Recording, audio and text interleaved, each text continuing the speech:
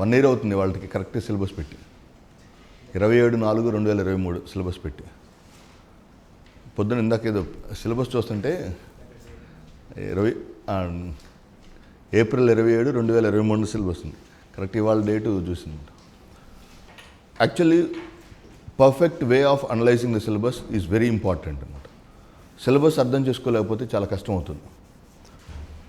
Okay, చూడండి, మొత్తం 5 units కదా. ఒక్కొక్క యూనిట్లో ఉన్నటువంటి మెయిన్ కాంపోనెంట్స్ని సిలబస్ని అర్థం చేసుకుంటూ చదువుతాను. అప్పుడు మీకు ఏం చదవాలి, ఎలా చదవాలి అనేటువంటి ఒక కంప్లీట్ కాన్సెప్చువల్ క్లారిటీ వస్తుంది. అదర్వైజ్ ఏమవుతుందంటే మొత్తం అసలు ఏదో హ్యాఫ్జార్డ్గా అయిపోతూ ఉంటుంది అనమాట. అంటే history of science and technology చదవాలా వద్దా అనేది. బయట పుస్తకాలన్నీ కూడా history of science and technology కదా. మీకు క్లారిటీ ఇస్తాను. ఎగ్జామినర్ యొక్క సిలబస్ ఫ్రేమ్వర్క్ యొక్క మైండ్ సెట్ మీకు ముందు పెడతాను. అప్పుడు మీకు అర్థమవుతుంది ఏం చదవాలి, ఏం చదవకూడదు అనేది, అంటే ఎంతవరకు చదవాలనేది. ఓకే, మొత్తం 5 యూనిట్స్లో ప్రతి ఒక్క టాపిక్ని ఎగ్జామినర్ అంటే మీకు మార్కెట్లో ఉన్నటువంటి పుస్తకం నీకు సిలబస్ ప్రకారంగా ఉందా లేదని చూసుకోవాలి ఫస్ట్. అక్కడ నేను చెప్పేది మీకు కొంత రిస్క్ లాగా లేదా కొంత రిస్క్ ఫ్యాక్టర్ లాగా అనిపించవచ్చు, కానీ ఎగ్జామినర్ ట్రెండ్ని మీరు అబ్జర్వ్ చేయడం వెరీ ఇంపార్టెంట్ థింగ్ అనమాట. ఫర్ ఎగ్జాంపుల్, ఒక పేరెంట్ ఉన్నాడు అనుకుందాం. ఎక్కడో ఒక చోట యాసిడ్ అటాక్ జరిగింది. ఒక బాలికల మీద ఎవరికో యాసిడ్ అటాక్ జరిగింది. సో వాళ్ళ అమ్మాయిని కూడా ఇంజనీరింగ్ కాలేజీకి పంపించకూడదని చెప్పి డిగ్రీయే చదివించాడు అనుకోండి. రిస్క్ చేయడం ఎందుకని. అదే ఆ అమ్మాయి బీటెక్ చేసినట్టయితే మంచి ఐటీ జాబ్ తెచ్చుకుంటూ ఉండేది కదా. రిస్క్ ఎక్కడో ఒక చోట జరిగింది కదా అని మన జీవితానికి అన్వయించుకొని రిస్క్ చేయకపోవటం చాలా ప్రమాదకరం అంటున్నాను. Try to understand. అలా అనుకుంటే నార్త్ సీలో ప్రయాణించే ప్రతి షిప్ ప్రతి ఒక్క రోజు, ప్రతి క్షణం, ప్రతి సెకండ్ భయంతో ఉంటారు. కానీ వాళ్ళు ఆ జీవితాన్ని ఆస్వాదిస్తూనే ఆ షిప్లో ప్రయాణించేవాళ్ళు. ప్రపంచం మీద, భూమి మీద ఉన్నటువంటి అత్యంత ప్రమాదకరమైన సముద్రాలు ఏంటివి? నార్త్ సీ అనమాట. ఆ నార్త్ సీలో తిరిగేటువంటి సెయిలర్స్ కావచ్చు, వాళ్ళు చాలా ధైర్యంగానే ఉంటారు. నేను చెప్పాలనుకుంటుంది ఏంటంటే selective preparation for this preparation. ఈ 90 రోజులు మీరు సెలెక్టివ్గా కనుక పాయింట్ పిక్ చేసుకుంటూ చదివితే ఈజీగా సర్వీస్ వస్తుంది. అలా కాకుండా ఆ మోస దూరంలో మీరు కనుక వెళ్ళారంటే డెఫినెట్గా ఎడ్జ్లోనైనా ఆగిపోతారు మీరు. ఆ సెలెక్టివ్ ప్రిపరేషన్ కోసం నేను మీతోటి వాళ్ళ సిలబస్ గురించి డిస్కస్ చేయాలనుకున్నాను. That is a very important area. Okay, so చాలా కేర్ఫుల్గా ఆలోచించండి. నెక్స్ట్ నోటిఫికేషన్కి వచ్చేసరికి అది వేరే. ఈ 90 రోజుల్లో మీరు సిలబస్ని ప్రణాళికాబద్ధంగా అర్థం చేసుకొని చదవకపోతే మాత్రం history of science and technology చదివినంతకాలం మీరు బాగా చదువుతున్నాం అనుకుంటారు, కష్టపడతారు, కానీ సక్సెస్ రేట్ చాలా తక్కువ ఉంటుంది. నాకు తెలిసి 2 ఫీల్డ్స్ ఎక్స్ట్రీమ్లీ హార్డ్ వర్క్ చేస్తారు, సక్సెస్ రేట్ చాలా తక్కువ ఉండేవి. ఒకటి కాంపిటేటివ్ ఎగ్జామ్స్, 2 ఫిల్మ్ ఇండస్ట్రీ అనమాట. ఫిల్మ్ ఇండస్ట్రీలో ఏదో పని చేస్తున్నందుకు డబ్బులు వస్తాయి, ఇక్కడ ఏమి రావు అనమాట. ఓకే, సో మీరు ఆ ప్రిపరేషన్ జస్ట్ ఇంకా ఎన్ని రోజులు ఉంది? How many days are left నన్ను? 90 days. ఈ 90 daysలో మీ ప్రిపరేషన్ని గేరప్ చేయాలంటే నువ్వు టైంని పెంచలేవు. గుర్తుపెట్టుకో మై ఫ్రెండ్, టైంని 24 గంటల నుంచి లేదా 48 గంటలకు పెంచలేవు. నీ ప్రిపరేషన్ని స్మార్ట్గా తీసుకురా. Once you can bring down the syllabus to the proper manner, particularly science and టెక్నాలజీని ఆ స్మార్ట్ ప్రిపరేషన్కి తీసుకొస్తే నీ యొక్క preparation you will have more chances to get the success అనమాట. దానికోసమే ఈరోజు మీకు సిలబస్ అనాలిసిస్ అనమాట. వర్డ్ టు వర్డ్ చూడండి. యూనిట్ 1లో ఉన్నటువంటి వెరీ ఇంపార్టెంట్ సెగ్మెంట్ ఈస్, అందరూ యూనిట్ 1 చూసి భయపడతారు. భయపడే వాళ్ళు విజేతలు కాలేరు. నువ్వు నీది కానిది అని దాన్ని సెపరేట్ చేసి పక్కన వేయగలిగినప్పుడు అప్పుడు నీలో కాన్ఫిడెన్స్ వస్తుంది, ప్రిపరేషన్ మీద ధైర్యం వస్తుంది. Let us say for example ఆ 1-2 మార్కుల వల్ల మొత్తం వరిగి ప్రపంచం అంతా మిన్ను మీద పడదు. ఫర్ ఎగ్జాంపుల్ ఒకటి చూడండి, నేను బాగా అధ్యయనం చేసిందంటే నేషనల్ S&T పాలసీస్. ప్రతి ఒక్క గ్రంథంలో S&T కోసం ఉన్న గైడ్లన్నీ ఏంటివి? ఇప్పుడు గ్రంథాలు అనమాట. ప్రతి ఒక్క గ్రంథంలో 1958 science policy, technology policy, science technology policy అని అడిగాడు. సిలబస్ ఫ్రేమ్వర్క్ ఏమడిగాడు అన్న? Recent science technology innovation policy అని అడిగాడా, recent science and technology innovation policies అని అడిగాడా? ఒకే ఒక పాలసీ వచ్చింది 2013లో, that is called as STI policy. STI policy, union government has released a policy in 2013. ఆ ఒక్క పాలసీ గురించే చదవమన్నాడు. మిగతా పాలసీలు ఎప్పుడు వచ్చినా చదివితే చాలు. అర్థమవుతున్నాను మీకు? దట్ ఈస్ ద, మళ్ళీ నేను 1958 నుంచి చదువుతానంటే నేను మీకేం చేయలేను. I don't argue with you. కానీ ఎప్పుడైతే మీరు 1958 పాలసీ ఎప్పుడొచ్చింది అని ఒక లైను, 1983 1 పాయింట్ ఎప్పుడన్నా ఖాళీ ఉన్నప్పుడు చదవండి. I sincerely suggest you exclusively focus on STI policy అనమాట. ఆ స్మార్ట్ ప్రిపరేషన్ ఉంటేనే మీరు విజేతలు అవుతారు. గెటింగ్ మై, ఒకవేళ దాని గురించి క్వశ్చన్ అడిగాడు అనుకుంది, ఒక క్వశ్చన్, దానికోసం నువ్వు ఎంత టైం వేస్ట్ చేస్తున్నావు అర్థం చేసుకో. అర్థమవుతుందా నన్ను? దట్ ఈస్ ఆ స్మార్ట్నెస్ లేకపోతే ఎగ్జామినర్ సిలబస్లో చెప్పాడు. ఏమని చెప్పాడు? Recent science technology and innovation policy అని చెప్పాడా, recent science technology innovation policies అని చెప్పాడా? ఒక్క పాలసీ అని చెప్పాడు. ఒకే ఒక్క పాలసీ వచ్చిందన్న. ఆ రీసెంట్గా వచ్చిన 2022 కూడా అది డ్రాఫ్ట్ పాలసీ, అది ఇంకా పూర్తిగా ఆమోదం చెందదు. దీంట్లో ఉన్నటువంటి సృష్టి కావచ్చు, దీంట్లో ఉన్నటువంటి ఎవ్రీ లైన్ దీన్ని చదువు. ఫస్ట్ పాయింట్ అర్థమైంది కదా? పాలసీలు అరగంటలో చదివేస్తావు ఇప్పుడు, అంతే కదా? ఒక్క పాలసీని ఎంతసేపట్లో చదువుతావు నువ్వు? హాఫ్ అన్ అవర్లో చదివేస్తావు. చరిత్ర చదవటం మొదలుపెట్టావంటే అయిపోతున్నాడు. నేను చెప్తున్నాను కదా, 90 రోజులు ఎవరైతే ప్రాపర్గా యూజ్ చేస్తారో గుర్తుపెట్టుకోండి. అంటే నువ్వు టైంని పెంచలేవు. ఇంకా ఎంతకన్నా టైం 4 గంటలు నిద్ర కాస్త 3 గంటలు చేసి, 3 గంటలు నిద్ర కాస్త 2 గంటలు చేయలేవు కదా? చేయగలవా నువ్వు? అది ఆరోగ్యానికి ప్రమాదం. 4 గంటలు నిద్రపోతూ మిగిలిన టైంలో ఏ టాపిక్స్ని నేను సెలెక్టివ్గా ప్రిపేర్ అవ్వాలని ఆలోచించేవాడు విజేత అనమాట. అదవుతుంది నన్ను. సో ఇక్కడ first point. Next, national strategies and machines అన్నాడు. అసలు నేషనల్ స్ట్రాటజీస్లో మనకి ఈ పర్టికులర్ వర్డ్ మొత్తం నీతి ఆయోగ్ దాన్ని. ఈ వర్డ్ అంతా ఎక్కడిది? నీతి ఆయోగ్ నుంచి తీసుకున్నటువంటి వర్డ్ డైరెక్ట్గా లిఫ్ట్ చేశాడు. ఎక్కడి నుంచి తీశాడు? నీతి ఆయోగ్ నుంచి తీశాడు. ఆ నీతి ఆయోగ్ నుంచి తీసినటువంటి నేషనల్ స్ట్రాటజీస్ అండ్ మిషన్స్, ఈ నేషనల్ స్ట్రాటజీస్ అండ్ మిషన్స్లో you can see the important component అయినటువంటి area called as PM STIAC. అంతే.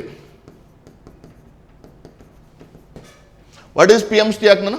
Prime minister science and technology innovation, STI, science technology innovation advisory council. Okay, దాని కింద మొత్తం ఎన్ని మిషన్స్ ఉండి నన్ను? 11 మిషన్స్ ఉండి. ఆ 11 మిషన్స్ చదువుకో, ఈజీ అవుతుంది. ఓకే, నూనె గింజల మిషను, లిటరసీ మిషను, ఇవి కాదు చదవాల్సింది. ఎందుకంటే నేషనల్ స్ట్రాటజీస్ అండ్ మిషన్స్ నీతి ఆయోగ్ వచ్చిన తర్వాత అవన్నీ నీతి ఆయోగ్కి ముందు వచ్చినటువంటి policies which are not at all missions. Next, emerging technology frontiers. ఇది చాలా ఇంపార్టెంట్ ఏరియా. దీనికి మీరు ఆ judicious preparation is very needed అనమాట. ఎమర్జింగ్ టెక్నాలజీ స్ట్రాటజీస్ అంటే you must observe the first important concept called as emerging technology స్ట్రాటజీస్లో Nobel prizes 2022-23 చాలా important. Because అది నేను దేన్ని బేస్ చేసి చెప్తున్నాను? ఏ ప్రీవియస్ క్వశ్చన్స్ని బేస్ చేసుకొని ఎగ్జామినర్ ఈ ఏరియాస్ నుంచి అడుగుతున్నాడు కాబట్టి we're observing that. What are those areas అన్న? First one is Nobel prizes. Number 2 emerging టెక్నాలజీస్లో, ఇది కొంచెం ఎక్స్టెన్సివ్గా ఉంటుంది నేను. ఎమర్జింగ్ టెక్నాలజీస్లో యూనిట్ 1 సిలబస్ అనాలిసిస్లో what are the topics that can be covered under emerging technologies? Number 1 Nobel Prizes. Number 2, the second important component is nothing but ఈ రెగ్యులర్గా వస్తున్న AI, ML, neural machine learning, neural network, deep learning, data science. Artificial intelligence, machine learning, neural network, deep learning, data science are the very important frontier technologies. Next, third one is augmented reality, virtual reality, mixed reality, extended reality. Augmented reality, virtual reality, mixed reality and extended realities. These are the very important. ఇక్కడ artificial intelligence అన్నాడు కదా, దాని యొక్క extension is nothing but generative artificial intelligence. మీరు ఎప్పుడైతే మీరు policies history చదవటం ఆపేశారో ఆ టైం అంతా మీకు ఇక్కడ యూస్ఫుల్ అవుతుంది. అదవుతున్నాను. What is the difference between artificial intelligence and generative artificial intelligence? What are the, for example మీరు చాట్ జీపీటీకి సంబంధించినటువంటి ఆర్టిఫిషియల్ ఇంటెలిజెన్స్ ఆర్ గూగుల్ జెమినీకి సంబంధించినటువంటి artificial intelligence all are not the direct products of the artificial intelligence. అవి generative artificial intelligence యొక్క byproducts. Okay, what are the generative artificial intelligence యొక్క byproducts ఏంటన్నా? Chat GPT, Gemini and Sora. Chat GPT, Gemini and సొరా are the main important areas. ఇది మనం 22-23 Nobel prizes cover చేస్తాం కాబట్టి maximum information will be cover under this particular area. దాంట్లో quantum, ఇప్పుడు చూడండి మీరు try to understand. Missions 11 mission discuss చేశారంటే దాంట్లో క్వాంటమ్ మిషన్ అయిపోతుంది, వన్ హెల్త్ మిషన్ అయిపోతుంది, అన్ని almost all the broader areas కూడా కవర్ అవుతాయి కాబట్టి there is no problem with reference to this segment. Okay, అర్థమైందా? యూనిట్ 1లో ఉన్నటువంటి first topic. Next space technologies. ఇది కూడా చాలా ఫన్నీ, అంటే సిలబస్ని డీకోడ్ చేయటమే నీ ప్రిపరేషన్ని చాలా వరకు సులభతరం చేసుకోవటం. ఒక పెద్ద బండరాయి ఉంది, దాన్ని ఎత్తి వేరే చోట పెట్టడం లేదా చిన్న ఇన్స్ట్రుమెంట్ తోటి దాన్ని నెట్టుకుంటూ తీసుకెళ్తాం. సిలబస్ని డీకోడ్ చేయటం సెకండ్ మెథడ్ లాగా అంటాం. ఓకే, యూ నెవర్ పిక్ మొత్తం సిలబస్ అంతా చదివి నేను గ్రూప్ 2 జాబ్ కొడతానని భ్రమలో మాత్రం ఉండగాకండి. నెక్స్ట్ టైం కావాలంటే అది చేసేవాళ్ళు చేస్తారు, ఎందుకంటే నీకు టైం లేదు. 90 డేస్లో నువ్వు ఎంత స్మార్ట్గా ఎంత జుడిషియస్గా ప్రిపరేషన్ ఉంటుందో అంత. అంటే ఇవాళ 27 అయిపోయిందంటే రేపటికి ఎన్ని రోజులు ఉంది? ఇంకా కరెక్ట్గా 90 రోజులు ఉంది, అంతే కదా. రేపటి నుంచి 90 డేస్. 90 డేస్లో మీ ప్రిపరేషన్ని నెక్స్ట్ లెవెల్కి గేరప్ చేయకపోతే మాత్రం చాలా కష్టం అవుతుంది. అంటే టైంని జుడిషియస్గా వినియోగించుకుంటూ you can able to prepare. ఎక్కడెక్కడైతే వేస్ట్ అవుతుందో వాటిని ప్రాపర్గా ఛానలైజ్ చేసుకుంటే, ఇప్పుడు పుస్తకం రాసిన ప్రతి ఒక్కళ్ళు they are not the paper setters కాదు కదా. అంటే నెక్స్ట్ వస్తే ఓకే, నువ్వు సిలబస్ని నీదంటూ ఒక మంచి విశ్లేషణాత్మక దృష్టితో అర్థం చేసుకోలేనప్పుడు నువ్వు క్వశ్చన్ ఎలా అర్థం చేసుకుంటావు? అర్థమవుతున్నాను. సిలబస్ యొక్క ఇన్హెరెంట్ పాయింట్స్ అర్థం చేసుకోలేకపోతే how do you understand, how you are going to estimate that particular area. ఇక్కడ కూడా చూడండి, ఇక్కడ ఏమంటాడు అన్న, లాంచ్ వెహికల్స్ ఆఫ్ ఇండియా అని అడిగాడు. ఇండియా యొక్క లాంచ్ వెహికల్స్. ఇండియా యొక్క లాంచ్ వెహికల్స్ అంటే ఏంటివి? SLV, ASLV, PSLV, GSLV, LVM-3, SSLV and NGLV. Next generation launching vehicle. ఈ NGLVతో పాటు కొన్ని ఫారిన్ లాంచింగ్ వెహికల్స్ కూడా చూడండి. మనం చెప్పుకున్న స్టార్ లైనర్ కావచ్చు, స్టార్ షిప్ కావచ్చు, those will comes under this. Next recent Indian satellite launches and its applications. ఇక్కడ చూడండి, రీసెంట్గా ఇండియా లాంచ్ చేసినటువంటి satellite launches. Okay, for example PSLV 51 నుంచి తీసుకుందాం. PSLV C-51 నుంచి will take the launches of the recent PSLV experiment. And Indian space science missions. Science missions అడిగాడు ఇక్కడ చూడండి మీరు. Indian space science missions, scientific మిషన్స్కి technological మిషన్స్కి, సైంటిఫిక్ ఆబ్జెక్టివ్స్కి టెక్నాలజికల్ ఆబ్జెక్టివ్స్కి, అండ్ సైంటిఫిక్ ఇన్స్ట్రుమెంట్స్కి టెక్నాలజికల్ ఇన్స్ట్రుమెంట్స్కి చాలా తేడా ఉంటుంది. సో ఇక్కడ you must see the Indian space science మిషన్స్లో first important segment is nothing but what name? Astrosat. ఇవి చాలా ఇంపార్టెంట్ నమ్. ఇక్కడ కూడా ఎగ్జామినర్ యొక్క సిలబస్ని మనం అర్థం చేసుకోవాలి. ఏమన్నాడు? సైన్స్ మిషన్స్ అంటే ఏంటివి? AstroSat, Mars Orbiter Mission, okay, Chandrayaan 1, 2 and 3, Aditya L1, PSLV C-58. ఇవి science missions. These are the science missions. Scientific లక్ష్యాల కోసం ప్రయోగించినటువంటి మిషన్స్ ఏమంటాను నేను? Scientific missions. What are the science missions of ISRO? AstroSat, Mars Orbiter Mission, Chandrayaan 1, 2, 3, Aditya L1, PSLV C-58 are the main important science missions of ISRO. అవి ఇస్రో యొక్క science machines. ఇది clarity వచ్చింది కదా. ఇక దానికోసం ఇస్రో ఇన్కోస్పార్ అని 1962లో ఫామ్ అయింది. మొదటి ఇస్రో చైర్మన్, రెండవ ఇస్రో చైర్మన్, మూడవ ఇస్రో చైర్మన్, PSLV C-1 ఇవి కాదు. నన్ను ఆ కోర్ని అర్థం చేసుకుంటే ఇది మొత్తం చదవడానికి మీకు ఎన్ని రోజులు పడుతుంది చెప్పండి. వాస్తవానికి టు బి ఫ్రాంక్ ఒక 3-4 గంటల్లో మొత్తం కాన్సెప్ట్ అంతా తీసి పక్కన పెట్టచ్చు కదా. That is called as judicious preparation. ఆ ప్రిపరేషన్ లేకపోతే చాలా మోసధోరణి ప్రిపరేషన్. బట్ మీకు 3 వేకప్ కాల్స్ వచ్చినాయి.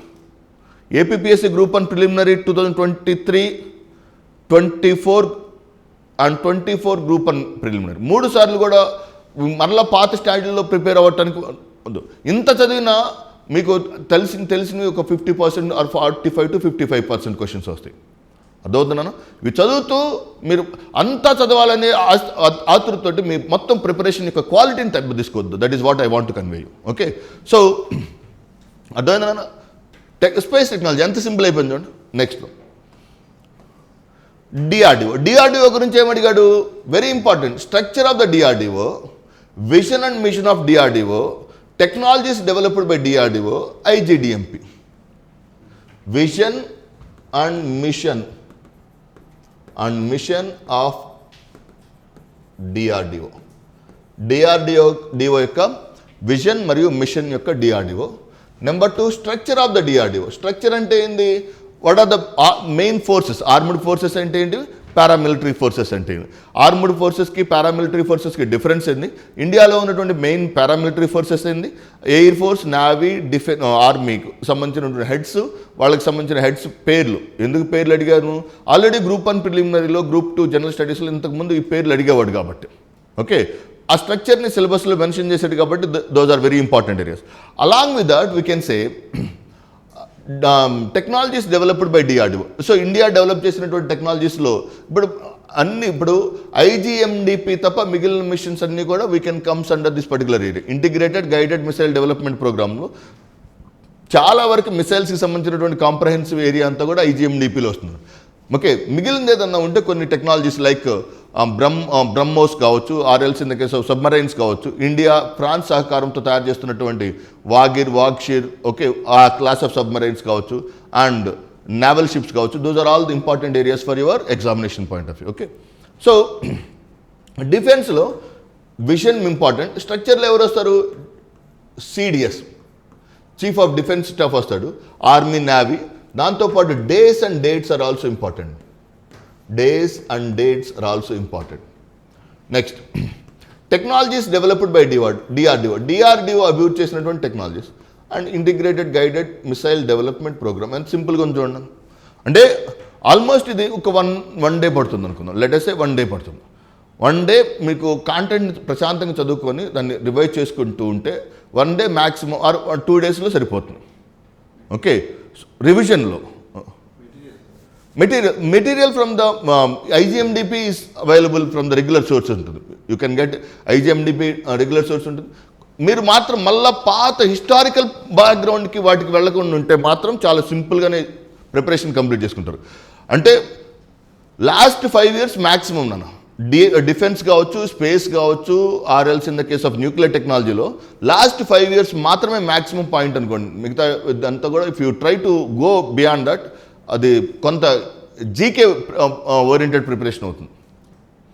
నెక్స్ట్ వన్ ICTలో చూడండి, ఇన్ఫర్మేషన్ అండ్ కమ్యూనికేషన్ టెక్నాలజీలో 4th unit, 4th part of the Unit 1, national policy on information technology. Policy ఏం చేసాము? నేషనల్ డిజిటల్ కమ్యూనికేషన్ పాలసీని, ఒక కమ్యూనికేషన్ పాలసీని ఇండియన్ గవర్నమెంట్ లాంచ్ చేస్తుంది. National digital communication policy. మొత్తం ఆ పాలసీలో ఇండియాకి సంబంధించిన డిజిటల్ కమ్యూనికేషన్కి సంబంధించి ఎవ్రీ కార్నర్, ఎవ్రీ ఏరియా దాంట్లో ఉంటుంది. నేషనల్ డిజిటల్ కమ్యూనికేషన్ పాలసీ అది ప్రత్యేకంగా చెప్పాడు కదా, national policy and information technology. What is the policy? Which is nothing but national digital communication policy. Digital India machine, initiatives and impact. Digital India machine అంటే ఏంది? Digital India machine అంటే ఏంది? దాని యొక్క ప్రభావాలు ఎలా వచ్చింది, అంతే కదా నాన్న.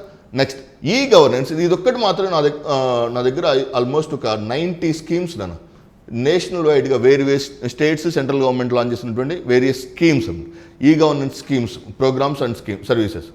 Okay, next cyber security concerns, national cyber security policy. ఇక్కడ దీంట్లో ఈ చాప్టర్లో చూడండి 2 పాలసీలు నేర్చుకుంటే మాక్సిమం కవర్ అవుతుంది కదా. What is that? National digital communication policy, national cyber security policy. ఈ 2 కనుక మీరు తరోగా అబ్జర్వ్ చేస్తే you can have more chances to score very good marks కదా. తర్వాత సైబర్ సెక్యూరిటీ కన్సర్న్స్లో పెగాసస్ కావచ్చు, ఇటీవల కాలంలో వచ్చినటువంటి సైబర్ అటాక్స్ వస్తాయి, ప్లస్ దీంట్లో వచ్చినటువంటి వేరియస్ ఇష్యూస్ అయినటువంటి డిజిటల్ ఇండియా మిషన్ ఇవి. ఓకే, సో మొత్తం యూనిట్లో ఎన్డీసీపీ ఒకటి, నేషనల్ డిజిటల్ కమ్యూనికేషన్ పాలసీ ఒకటి, నెంబర్ 2 సైబర్ సెక్యూరిటీ పాలసీ ఒకటి, number 3 and initiatives of ICT. Okay, digital India and e governance schemes. Last one we can say cyber attacks of India. భారతదేశంలో సంభవిస్తున్నటువంటి various cyber attacks.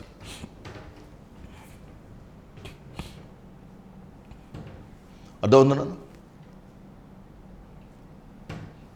Next last one nuclear technology. దీని మీద మనము PIB గురించి explanation ఏరియాలో majority ఏదైతే వచ్చినాయో those are more than enough for your area. Okay, so Indian nuclear రియాక్టర్స్లో ఇక్కడ అప్సరా నుంచి చూడొచ్చు నాన్న. కానీ అప్సరా కూడా అవసరం లేదు, కానీ టీఎస్పీఎస్సీ గ్రూప్ 2లో అడిగాడు ఒకసారి. కాబట్టి Apsara, Cirus, Zerlina, okay, Kamini, Purnima, Dhruva ఈ రియాక్టర్స్ చెప్పుకున్నాం. తర్వాత power plants, nuclear power plants of India, applications of radio isotopes and India's nuclear programme. ఎంత సింపుల్గా ఉందో. Is it simple or not? Okay, మరలా దానికోసం మొత్తం ఇక బాబా అటామిక్ సెంటర్ ఆ మోడ్ ఆఫ్ ప్రిపరేషన్ నుంచి బయటకు వస్తే 90 డేస్లో మీరు ప్రిపేర్ అయితే కనీసం 50 మార్క్స్ ఈజీగా సంపాదించవచ్చు. అలా కాకుండా ఓల్డ్ ప్యాటర్న్ ఆఫ్ ప్రిపరేషన్కి వెళ్తే మాత్రం చాలా ఇబ్బంది పడతారు. ఓకే, దాని నుంచి బయటకు రావడం అంత సులభం కాదు, కానీ ఎంత తొందరగా బయటకు వస్తే అంత త్వరగా మీరు అంత మంచి పొజిషన్లో ఉంటారన్నమాట. ఎందుకంటే 100కి 100% ఎగ్జామ్ జరిగింది, మీరేం అపోహలు ఏం పడొద్దు. మీరు జూలై 28 జరగదని మాత్రం మీరు అనుకోవద్దు. 100కి 100% ఎగ్జామ్ జరుగుతుంది. ఓకే, సో ఏదైనా అపోహలు ఉంటే పక్కన పెట్టేసేయండి. Okay, so this is the first unit నన్ను. ఓకే, ఫస్ట్ యూనిట్కి సంబంధించి క్లారిటీ వచ్చింది. ఇప్పుడు జనరల్గా ఫస్ట్ యూనిట్లో జనరల్గా ప్రిపేర్ అయ్యేటప్పుడు అభ్యర్థికి ఉన్నటువంటి కష్టమైనటువంటి టాపిక్ ఏంటిది? యూనిట్ 1. దీన్ని కరెక్ట్గా మీరు కూర్చొని చదివితే 1 వీక్ టు 5 డేస్ టు 1 వీక్లో మొత్తం కంప్లీట్గా కాంప్రహెన్సివ్ కవర్ చేసుకోవచ్చు. మీ దగ్గర ఒక మంచి స్టాండర్డ్ స్టాక్ బుక్ మెటీరియల్ పెట్టుకొని ఉంటే. ఓకే, నెక్స్ట్ వన్ యూనిట్ 2 అసలు డిస్కస్ చేయడానికి అవసరం కూడా లేనటువంటి టాపిక్ అనమాట. అసలు ఇట్ ఈస్ అంటే when compare to the unit 1 అంత వ్యాస్ట్గా చదివిన తర్వాత భారతదేశంలో శక్తి వనరులు థర్మల్ ఎంత, రెన్యూబుల్ ఎంత, నాన్ రెన్యూబుల్ ఎంత, రెన్యూబుల్లో సోలార్ ఎంత, విండ్ ఎంత, జియో థర్మల్ ఎంత, ఇవి ఒకటి. ఇదే ప్రొజెక్షన్ 2025కి ఎంత ఉంటుంది, 2030కి ఎంత ఉంటుంది, అది ఒక పెద్ద స్టాటిస్టికల్ ఒక చిన్న టేబుల్ నాన్న, అంతే. ఒక table BS3 Bharat stage norms, CAFE corporate average fuel efficiency and biofuels, అంతే ఈ చాప్టర్ మొత్తం. అర్థమవుతున్నాను? What is this chapter? First one is installed energy capacity. What is that? Installed energy capacity. Installed energy capacity. Number 2 అంటే table వచ్చేస్తుంది మొత్తం. ఇక దాంట్లో ఏ area ఎనర్జీకి సంబంధించి భారతదేశంలో ప్రతి ఒక్కటి దాంట్లో కవర్ అవుతున్నాను. ఓకే, ఒక ఫ్లో చార్ట్ వస్తుంది. ఇండియాలో ఎనర్జీ ఇలా వస్తుంది, టేబుల్ ఇలా తయారు చేసుకోవచ్చు మీరు. ఇండియాలో energy renewable and non renewable. రెన్యూబుల్లో we can say solar, wind, geothermal, biomass, small hydro. Non రెన్యూబుల్లో వీ కెన్ సే థర్మల్లో మరలా కోల్, గ్యాస్, ఇలా మొత్తం ఒక లిస్ట్ వస్తుంది మీకు, టేబుల్ వస్తుంది. దాంతో చాలా సింపుల్ అయిపోతుంది స్ట్రక్చర్. సెకండ్ ఏంది దీంట్లో యూనిట్ 2లో ఉన్నటువంటి one of the important thing ఏంది, number 2 is BS, Bharat stage norms. ఇదేమన్నా కష్టమా? Is it a toughest part? Bharat stage నామ్లో అసలు ఎప్పుడు ప్రారంభించారు? 2000లో అటల్ బిహారీ వాజ్పేయి బిఎస్ని ప్రారంభించాడు. So BS1, BS2, BS3, BS4, BS6, BS6 2.0, that's it. Okay, ఆ దాంట్లో ఒక చిన్న టేబుల్ ఉంది, దాన్ని కంపేర్ చేసుకుని మల్టిపుల్ క్వశ్చన్స్ మీరే డిరైవ్ చేసుకోవచ్చు అనమాట. BS norms. దాంతోపాటుగా కేఎఫ్ కూడా చాలా ఇంపార్టెంట్. వాట్ ఈస్ కేఎఫ్ నాన్న? Corporate average fuel efficiency. Corporate average fuel efficiency.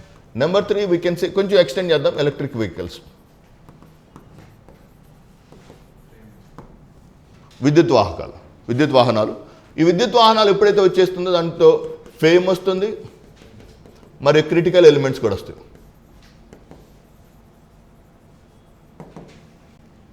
అంటే క్రిటికల్ ఎలిమెంట్స్ అంటే బ్యాటరీలలో ఉపయోగించేటువంటి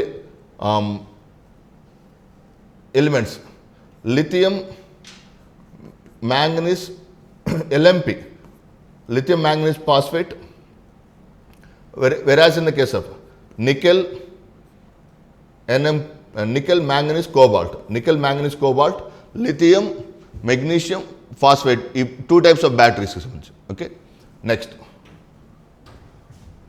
నెంబర్ 4, ఈ బ్యాటరీ టెక్నాలజీతో పాటుగా మనకి వీ కెన్ సే సిలబస్లో వచ్చినటువంటి నేషనల్ పాలసీ అండ్ బయోఫ్యూయల్స్, ఆ బయోఫ్యూయల్స్లో ఉన్నటువంటి జనరేషన్స్, దాంట్లో ఉన్నటువంటి అంతర్జాతీయంగా జాతీయంగా ఏర్పాటు చేస్తున్నటువంటి స్కీమ్స్, నేషనల్ పాలసీ అండ్ బయోఫ్యూయల్స్లో what are the main important derivatives. Okay, అంతర్జాతీయంగా జాతీయ స్థాయిలో ఉన్నటువంటి concepts of biofuels. Okay, that's it కదా.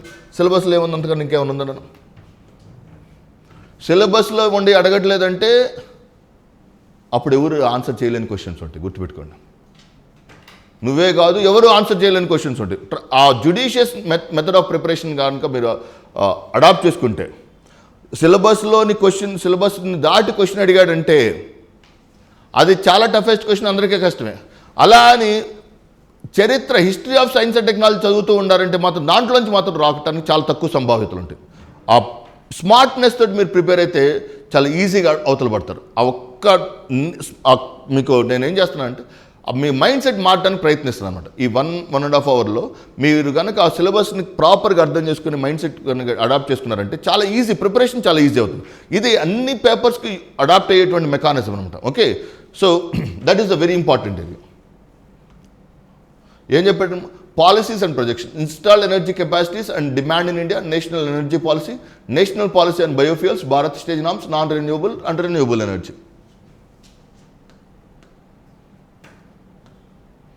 Sources of installed capacities, new initiatives అంటే ఏంది? ఫర్ ఎగ్జాంపుల్ మనం దాంట్లో వేరియస్ ఇనిషియేటివ్స్ చూడొచ్చు. ఫర్ ఎగ్జాంపుల్ ఉజాలా స్కీమ్ కావచ్చు, are else in the case of other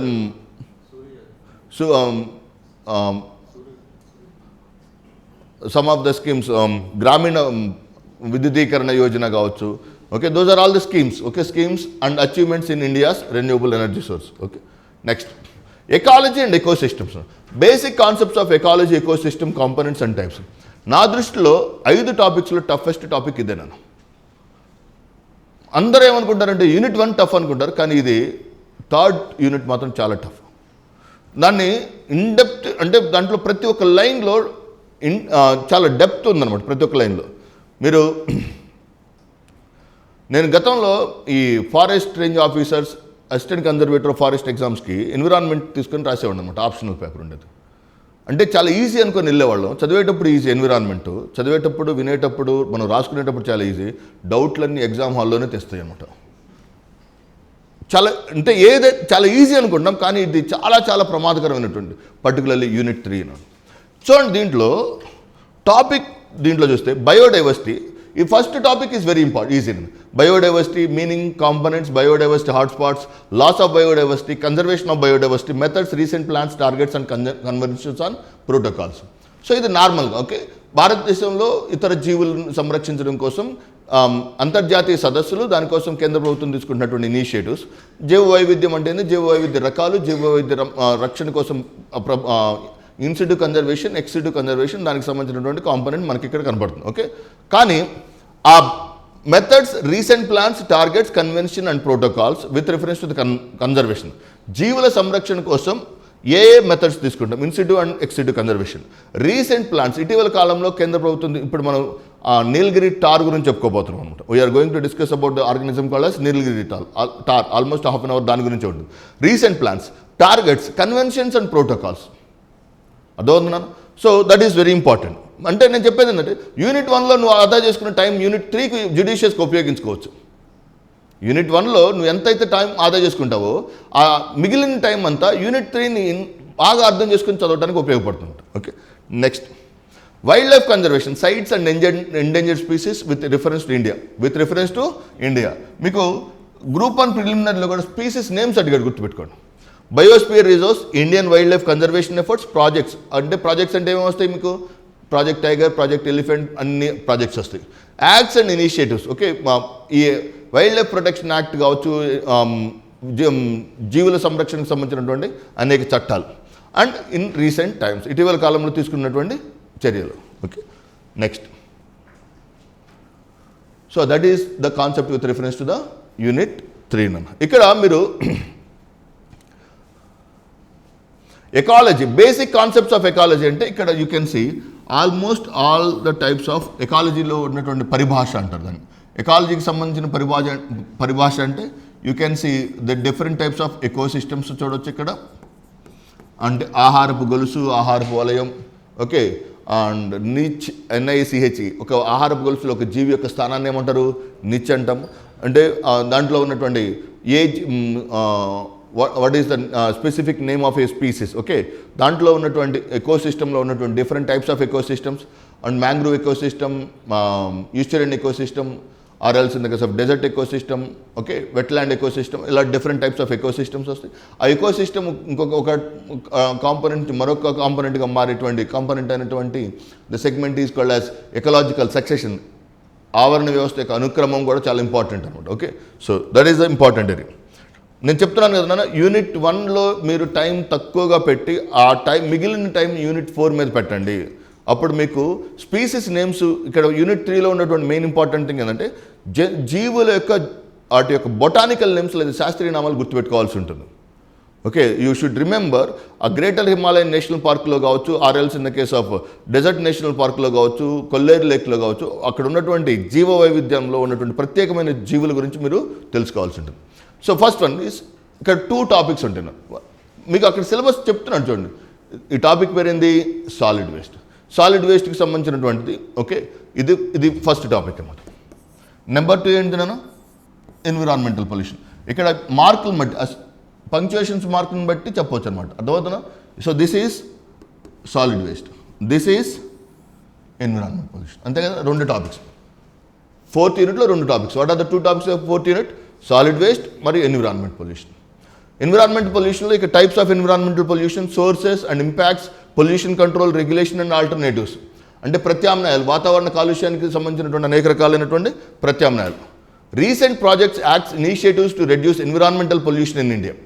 అంటే దాంట్లో మనం గ్రీన్ ఇండియా ఇనిషియేటివ్ చెప్పుకున్నాం కదా, which also comes under the recent ఇనిషియేటివ్సే కదా.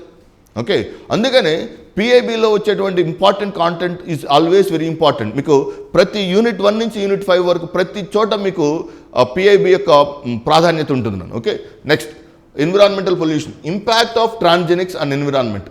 అంతేగాని ట్రాన్స్జెనిక్స్ యొక్క ఇంపాక్ట్ ఎన్విరాన్మెంట్ మీద ఎలా ఉంటుంది అనేది that is very important. Okay, next వాటిని ఎలా నియంత్రించాలి?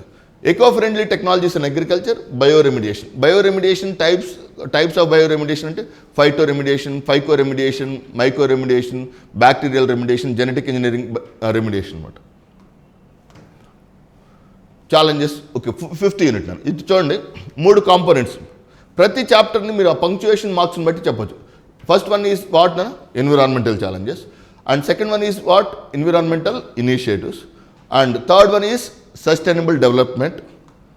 And 4th one is nothing but recent, ఇక్కడ వరకు ఉంచండి.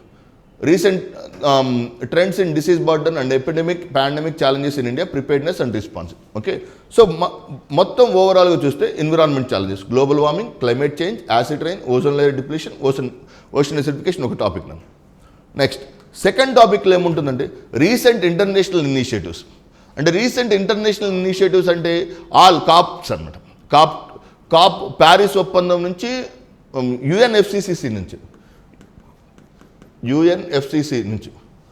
United nations framework convention on climate change నుంచి COP28 వరకు every environmental protocol is important. Every environmental protocol is very important. అంటే అన్నిటినీ మనం చదవద్దు. అండ్ ఎలా చదవమంటున్నాడు అక్కడ? With reference to India's participation. ఏమని చెప్పాడు అక్కడ? With reference to India's participation. Paris ఒప్పందంలో ఇండియా యొక్క భాగస్వామ్యం ఉంది. COP26లో భారతదేశం యొక్క భాగస్వామ్యం ఉంది.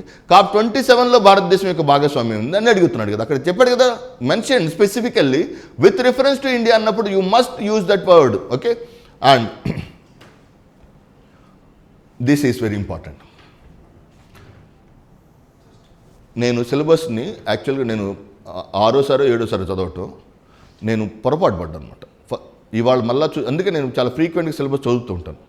మీరు కూడా 10 రోజులకు ఒకసారి 15 రోజులకు ఒకసారి సిలబస్ చదువుకోండి. మనం వెళ్తున్న దారి కరెక్ట్గా వెళ్తుందా లేదా తెలుసుకోవాలి కదా.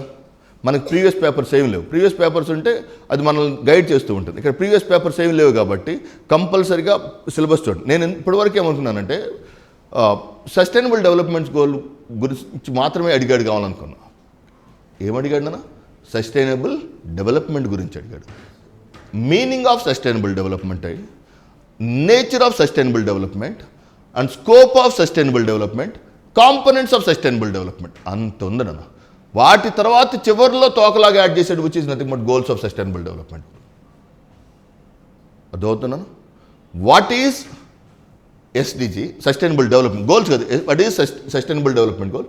Nature of sustainable development, scope, components of the sustainable development.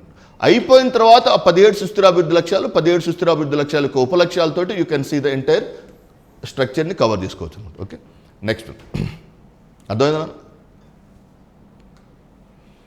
Recent trends in disease burden and epidemic pandemic challenges in India, preparedness response. Okay, ఇక్కడ మీరు చూడొచ్చు 2 important initiatives are extremely important అన్న. One health is highly important, one health mission. Number 2 is nothing but antimicrobial resistance. These are the 2 burning issues of India. భారతదేశం health point of వ్యూలో ప్రధానంగా ఎదుర్కొంటున్నటువంటి సమస్యలు లేదా ప్రధానంగా ప్రతిపాదిస్తున్నటువంటి అంశాలు అంటే ఏం చెప్పొచ్చున్నాను? Antimicrobial resistance and one health mission, one health. Okay, preparedness and response. Okay, దీంట్లో health care delivery outcomes in India, recent public health initiatives and programmes. ఇటీవల కాలంలో కేంద్ర ప్రభుత్వం తీసుకున్నటువంటి ఆయుష్మాన్ భారత్ కావచ్చు, or else in the case of mission Indradhanush కావచ్చు, all will be included in this particular segment. Okay, అర్థమైందా? ఈ విధంగా సిలబస్ని మీరు విశ్లేషించుకోవాలి. అంతేగాని ఆ మొనాటనస్ ప్రిపరేషన్ నుంచి మీరు మాత్రం ఎప్పుడైతే బయటకు వస్తారో, ఇది ఎందుకంటే నెక్స్ట్ నోటిఫికేషన్కి వచ్చేసరికి అందరికి అర్థమైపోతుంది ఇలా చదవాలి ఎస్ఎన్టీ గురించి అని. ఇప్పుడైతే మాత్రం మనకి 2 ఆధారాలు ఉండి, ఒకటి సిలబస్, 2 ఏపీపీఎస్సీ గ్రూప్ 1 ప్రిలిమినరీలో దాదాపుగా కొంతవరకు సిలబస్ ఇదే ఉంది. మీరు చూసారా, ఏపీపీఎస్సీ గ్రూప్ 1 ప్రిలిమినరీలో దాదాపుగా ఇదే సిలబస్ ఉంది. సో ఈ రెండింటి మధ్య సారూప్యతను మనం చూడొచ్చు అనమాట. Okay, so that is the important concept with reference to this syllabus analysis. Okay.